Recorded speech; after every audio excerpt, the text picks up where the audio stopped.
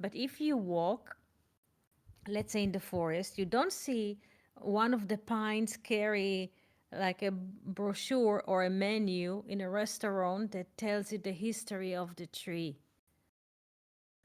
It's invention.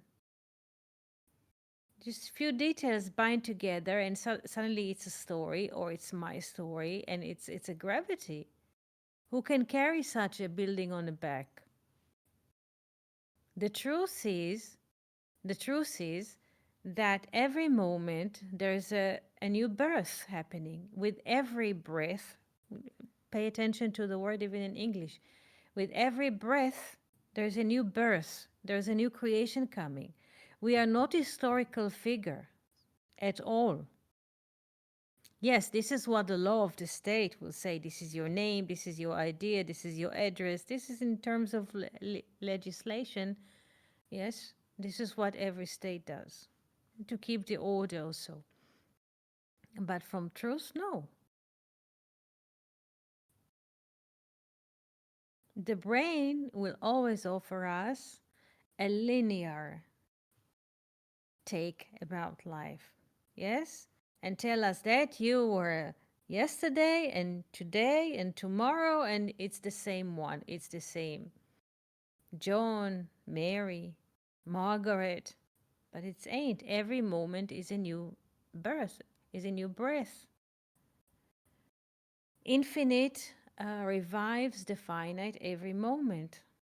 And it's new and it's fresh and never have been before. It has never been before.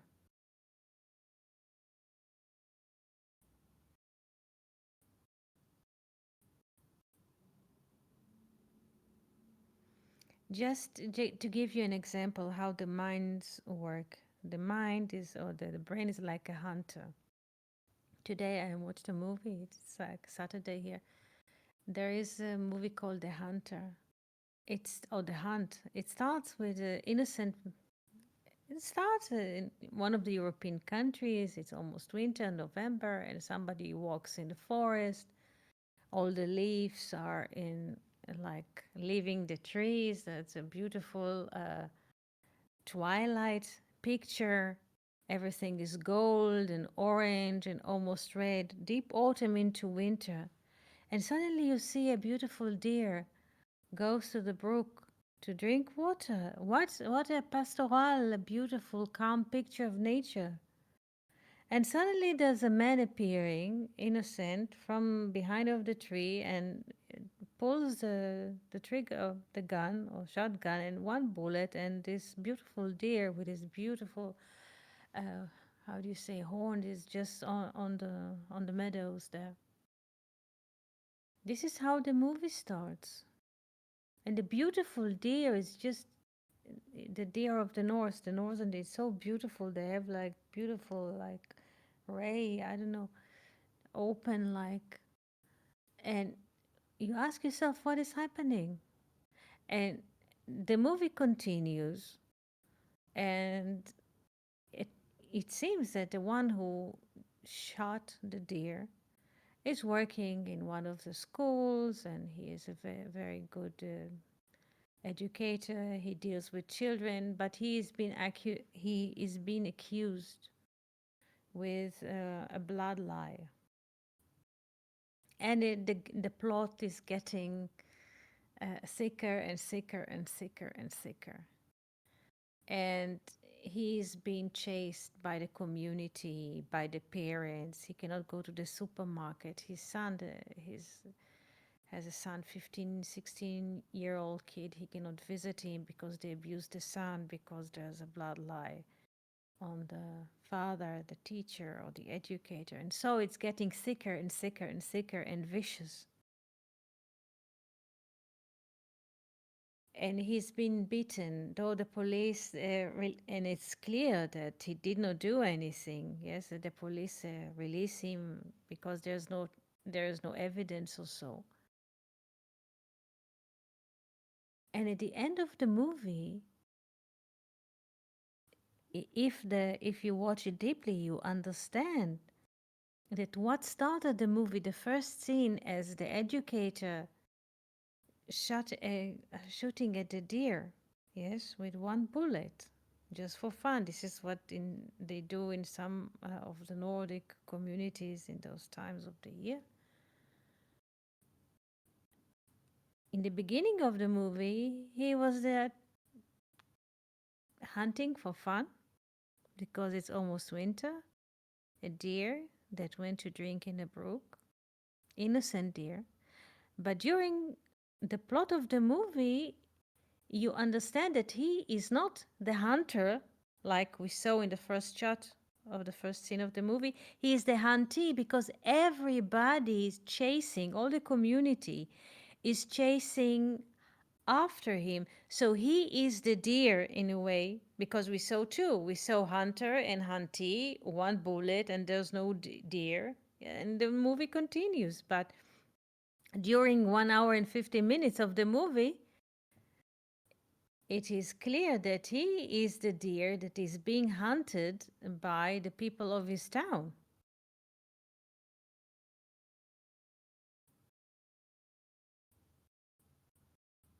And this is a good example to how the brain works. The brain works on a dual mode. There's a target, yes, there's a deer, shooting the deer, and it's down. And there's like hunter, and huntee. This is what the brain does, split reality by linear connection.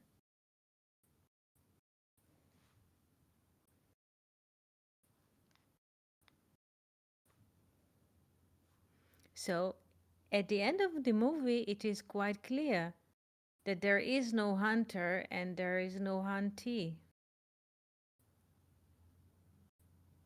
It is impossible to be a hunter without being, because look at this all the time from a position that the ones who hunts, yes, is bigger than what he hunts. There's a bigger and small, but it ain't.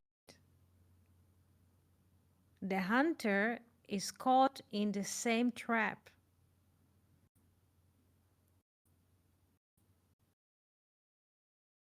How can it be?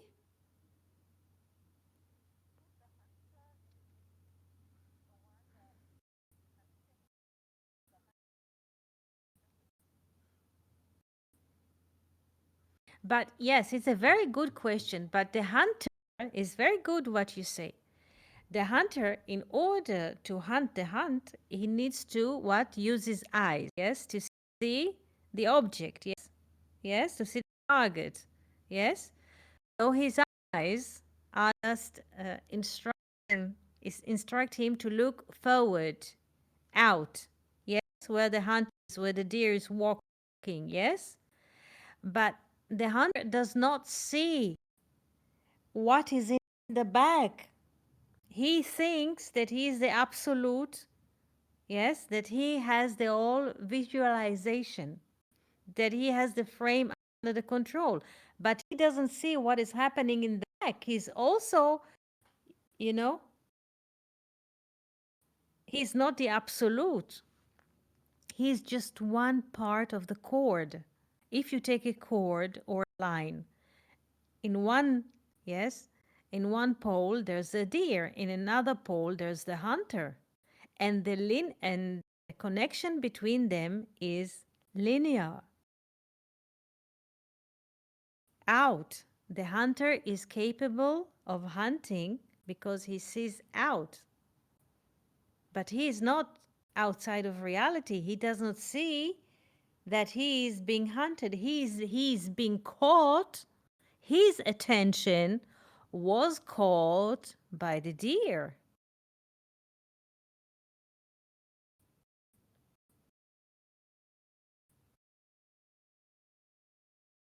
It doesn't matter that he killed a deer or shot a deer. His attention, first and foremost, was caught by the deer.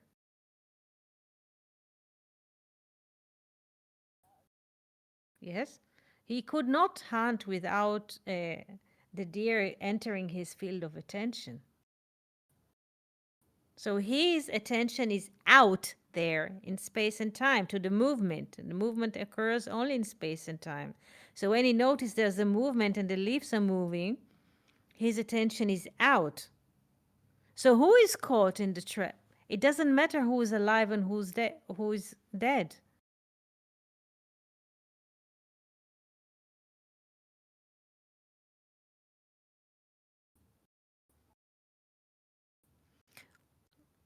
And this is quite interesting. At the end of the movie, it is found out to be that he is the huntee. What the first picture starts, and we think he's the big guy with a gun and he's shooting the deer. But after what the whole town plot on him, beat him, and so abused him and his boy, he is the innocent deer. He was caught by the people of the town.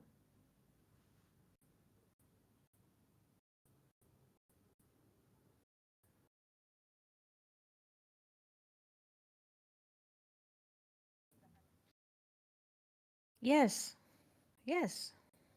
This is what happens to Esav as well, to Esau as well. Yes. At the day that Isaac wanted to bless the boys, at the day, Esau was busy in the field. Good afternoon, Abigail. He was busy in the field. Good afternoon. Why?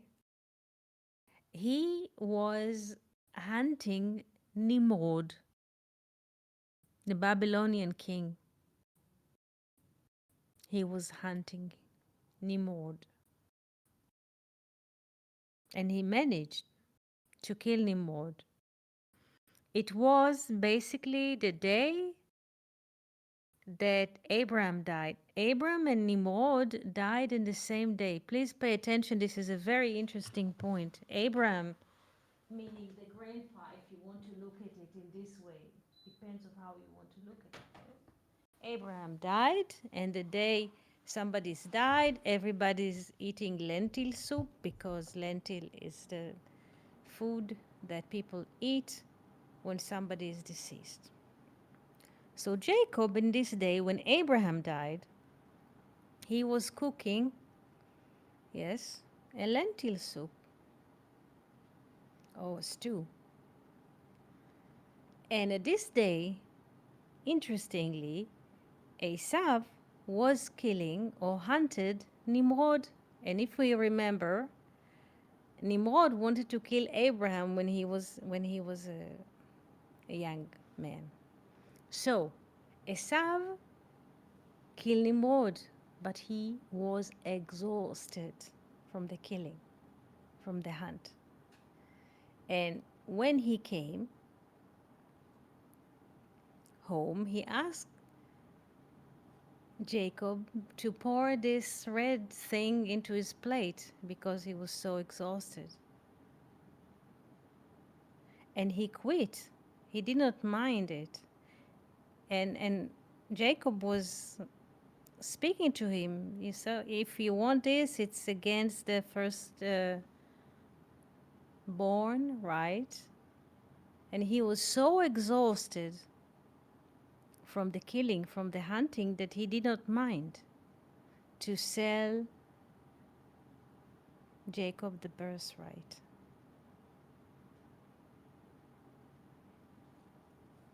So at the beginning, it sounds that he is the great hunter, Esav. He killed even the great hunters of all, isn't that? Nimrod, there's a beautiful description in the Bible. There is no such a hunter like Nimrod, Kegibor Tzad, like a great, braver, how do you say, brave hunter as Nimrod. There is such, this is how the Bible described. There is no great hunter greater than Nimrod, and Esau managed to take him. But he was so exhausted, yes, from taking or killing Nimrod, that he came to the tent and he just wanted to eat something to revive his vitality because he was just gone almost. And at this weak moment, in this weak second, Jacob comes and outmatched him from the game completely.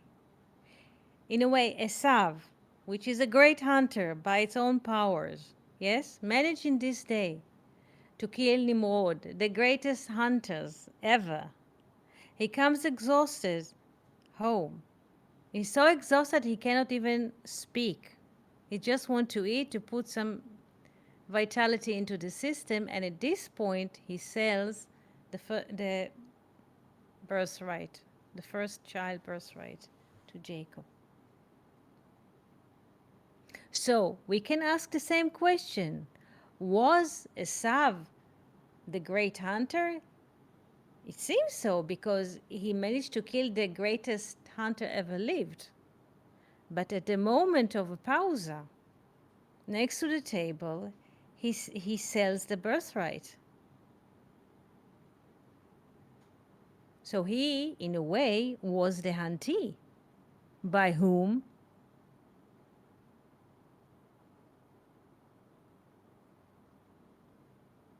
By Jacob. By the, yes, yes.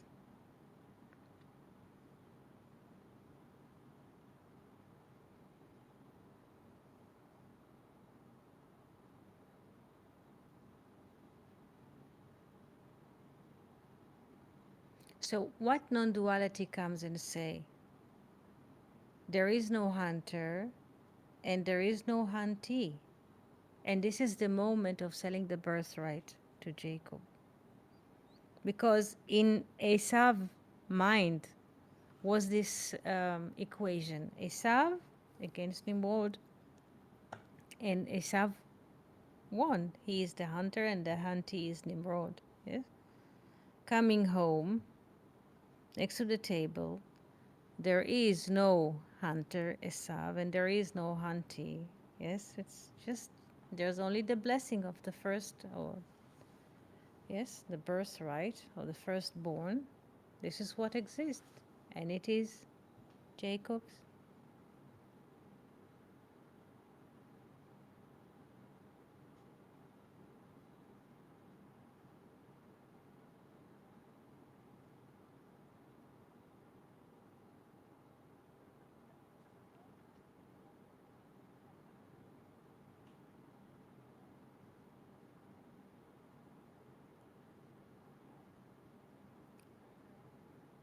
No hunter and no huntee. Where this, where? I didn't understand, Yanis.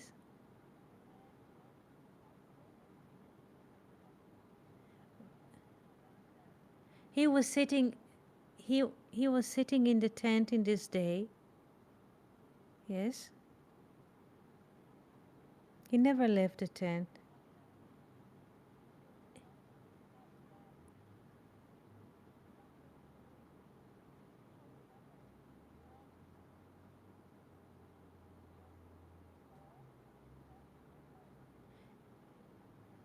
Yes, yes. Esau was born for. Esau came first to the world. They were twins. He came out first of the womb. Yes, Esau came first from the womb, and second came Jacob. He was holding his brother's heel. Heel in Hebrew, a cave. So they add another yod to the word akev, heel, and there's a name, Yaakov.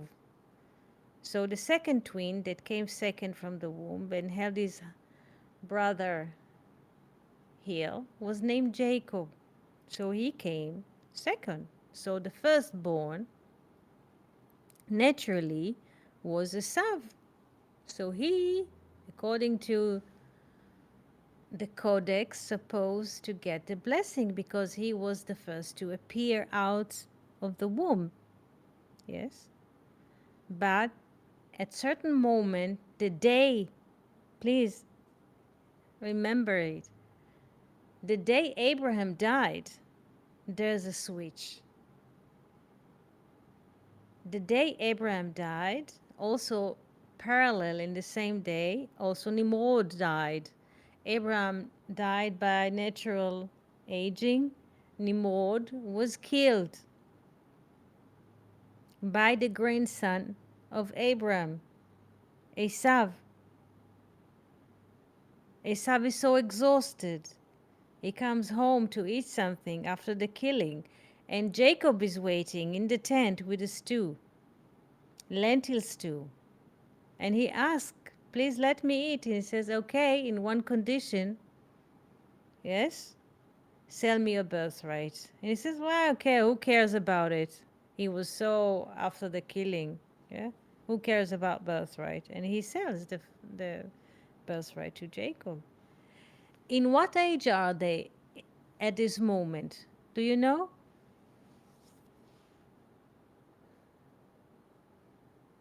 15. 15.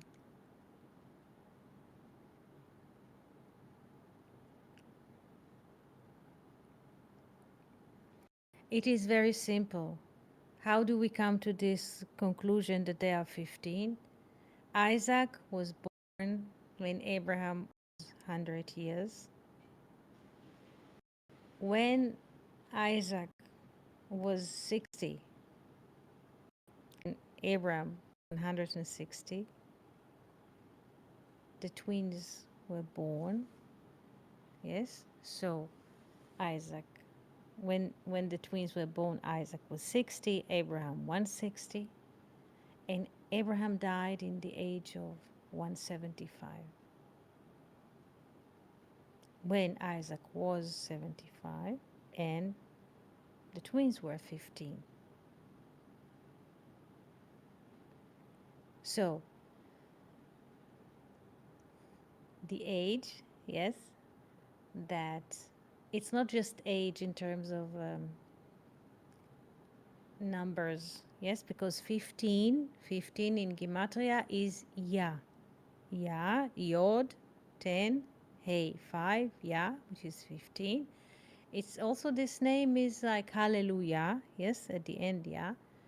The name is, how do you say, symbolizes the mind which is outside or before space and time. Yes? Wisdom and understanding. So this is it. It happened when the twins were 15.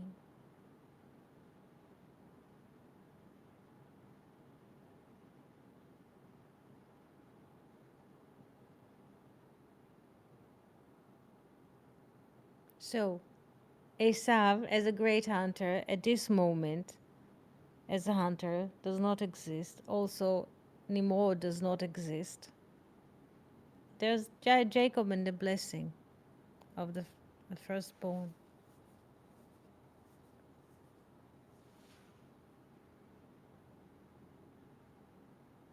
He outmatched him completely.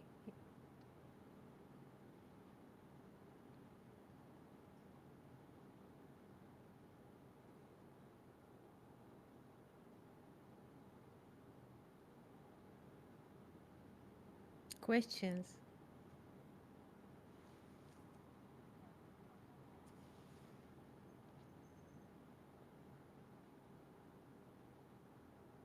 His What happens when somebody's identified with a situation? All his attention goes to this moment. Yes, it's just blowing air into a balloon, and all the attention of the power of breath going into certain place. So some people give a lot of attention to what the neighbors are telling us gossip.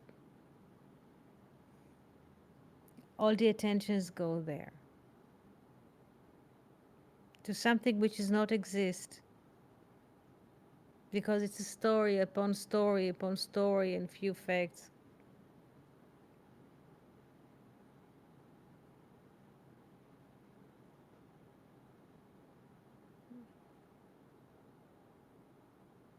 They appear real.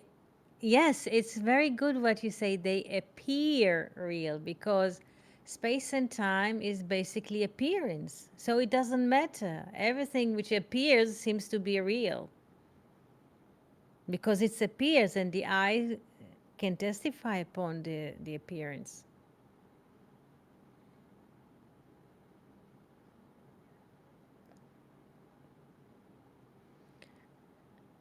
There is a beautiful place here next by that for a while there was a little house, but people maybe moved or sell the house to another family and they brought tractors and they destroyed the ancient house. And when you see from walk next to the street, you just see sand. Few months ago, the eyes could testify that there was a house with red roofs and everything. You could say this is a house, people are living here, and few months later you just move there in the street and you see there's only sand. The empty air that now is like being there used to host this former house, and now the house does not appear, there's just empty air there. So the house was the appearance. Now there isn't any houses. The house disappeared. There's only air. In the same manner about people's life, there is appearance of a body on a background of nothing, on a background of air. We say that there is a birth. There is appearance. You can hold a baby, yes, dress it. It needs to drink milk or so. Yes, it's very, very, seems very, very real. This baby lives, yes, for a few decades, and then there's the last breath comes and it goes out from the body, and the body stays, and it has no power of vitality, of movement, of breathing, and it's gone. So what used to be hosted here in space and time is not existing any longer. And there's only empty air, emptiness.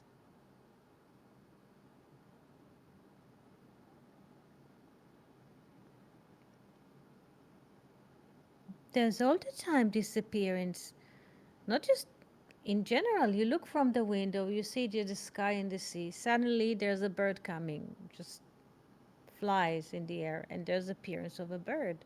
The birds continues to fly in the air and just she's moving fast. And there's again, she disappears from the window from our sight. Yes, and there's emptiness, and suddenly, yes, comes a seagull, appears and disappear. Or you look at the tree in the spring, there's like green leaves, and the autumn it just shades the dry leaves, and the leaves are disappearing slowly. So there's appearance, and what we name appearance is a beginning or birth, and there's a disappearance. Yes, we call it end or death. It is easier to look at a leaf on a tree than to look at the life of humans or animals. We don't give much attention or maybe slight of attention to a new leaf on a tree. And we don't really get sad, or some people get this autumn sadness when the leaves, yes, are leaving the tree after the hot summer. They get yellow, brown, red, and they fall. Yes? But we say in our language, it's a season. In the appearance of the green leaf, we say it's spring. In the disappearance of the brown yellow leaf, we say it's a fall. And we give it names, spring and fall. And we relate to it like appearance of colors, appearance of sounds. Yes? But when it happens to humans, it gets much more gravity. The appearance and disappearance. If it happens in nature, it's almost meaningless. So there is a spring, so there is a fall. But when there's the birth of human, Whoa, whoa, whoa. And there's a disappearance. Whoa, whoa, whoa, whoa, whoa. People do not behave like this when a new leaf appears on a tree in the spring and disappears in the autumn. Only when humans are engaged, there's a great stories.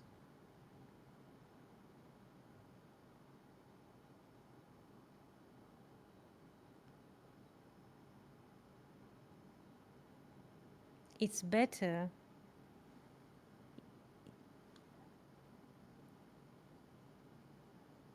And when the tree what?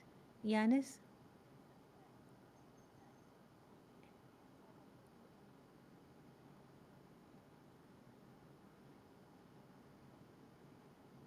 What eat from the tree?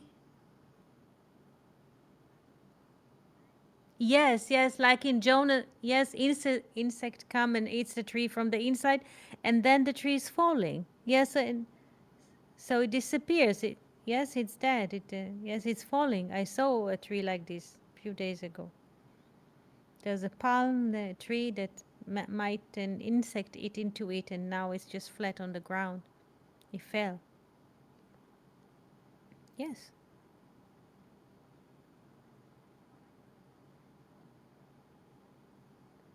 yes. This is the brain. This is the brain works. Yes, this is the weaving. This is the, how do you say, spider. Yes, this is the spider web of the brain. Yes, yes. This is what the brain does. Yes, weave stories upon stories. It was easier to us if we could relate. Yes, and see our life as appearing in a green as a green leaf. Yes, somewhere in the spring and disappear. Not make some so much business about it. There isn't much happening.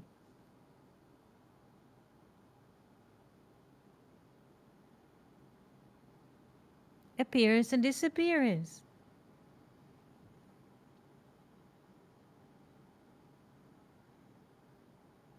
Why to walk with this heaviness of this is my life? Once they used to have this program on TV many years ago. I saw once recording. This is my life. Comes a director, sits with seemingly a great book on his knees and speaks to a very famous politician or artist with a heavy book, really from paper, on his knees, and opens the book of his life and tells him, you were born in Europe in 19 da, da, da, and you went to this school, and who was your nanny? And suddenly appears from the audience his nanny with her apron. It's a production, all of it.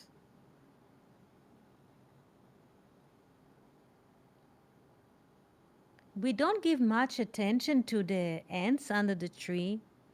Unless if people are, this is their field of interest, yes.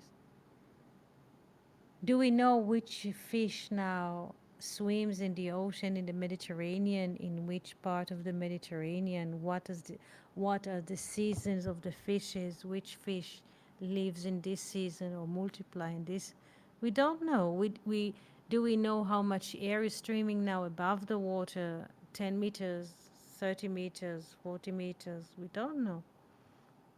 But what interests us, yes, is this story, the fictional story about this figurine. This is the most important story ever being told.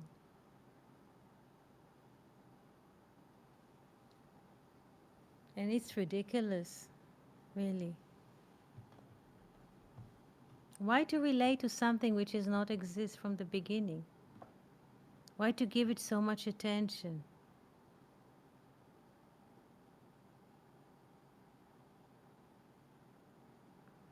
As this example with the hunter and the huntee, once we give it a lot of attention, we are caught in the cage to believe that this is who we are, but it's not.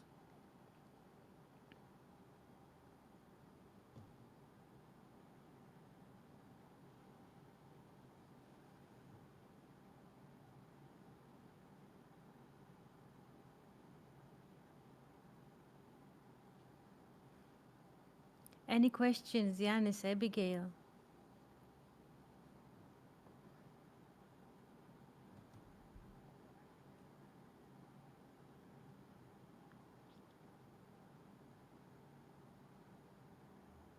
Just do it. Yes, whatever is like necessary, things at home to do to sort if you take a walk or you paint, you draw, you write. But don't think about me as a figurine that lives in this movie called life because there isn't. There is no need to think about this figurine, her name, its name, the story, where she lives, where, you know, there is, because there isn't. When you walk in the forest, you don't see suddenly, when you walk in the forest, you don't see suddenly a tree jumps in front of you with 2 feet and says, "Happy to meet you. My name is John, and I was born in 205." The tree cannot come with this narration. The tree does not have a sense that he is independent entity.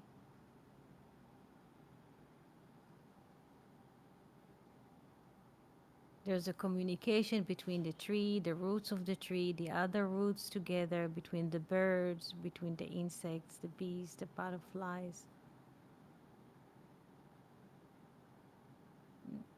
The universe is not a composition of autonomous units. It's not.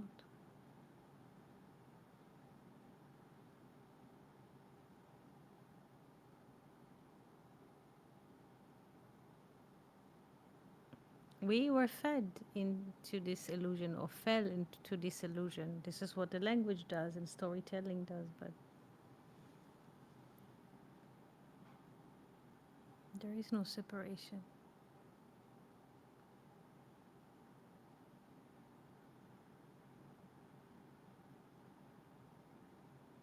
So why to think in terms of separation? This is what why to think. This is what the brain does. It comes with a figurine. The brain here is to assist us to compute, yes, which road to take, when to leave the house to arrive to a certain meeting at the appropriate time, but not more than this.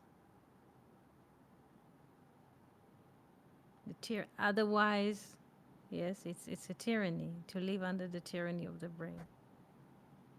It's just an assistant, but we take him as a absolute ruler. Yes, it's just this is just an illusion. So, dear friends, we are so happy to see you here, Abigail and Yanis. Wishing you a good afternoon, a good evening, Yanis. Good news wherever you are, and we could meet you here. Yes, on Monday at the same time. There's a holiday coming. Yes, and we shall be happy to celebrate it with you. Thank you so much. Toda, shalom, shavua tov, moadim lesimcha, and see you soon on Monday. להתראות. Thank you.